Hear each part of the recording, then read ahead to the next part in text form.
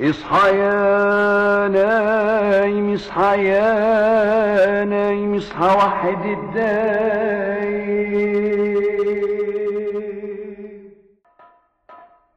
في الهند وباكستان بيعرف المسحراتي باسم سهري، والتقليد ده راجع للعهد الإسلامي لما كانوا بيستخدموه علشان يصحوا الجنود في الحروب.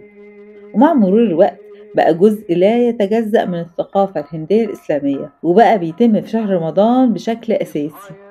الفرق هنا بقى إن كل منطقة في الهند عندها طريقتها الخاصة. في بعض الأماكن بيستخدموا الطبول، وفي مناطق تانية بيضيفوا أدوات موسيقية حسب العادات والثقافة بتاعتهم. والعادة الجميلة دي زيها زي في كل مكان، الأهالي بيقدموا المسحراتي الهدايا والفلوس تقديرا لدوره في إيقاظهم من السحور كل يوم. كنتوا تعرفوا إن في الهند في مسحراتي؟ اكتبوا لنا في التعليقات، واستنونا كل يوم مع مسحراتي جديد في مكان جديد وبشكل جديد، وكل سنة وانتم طيبين. رمضان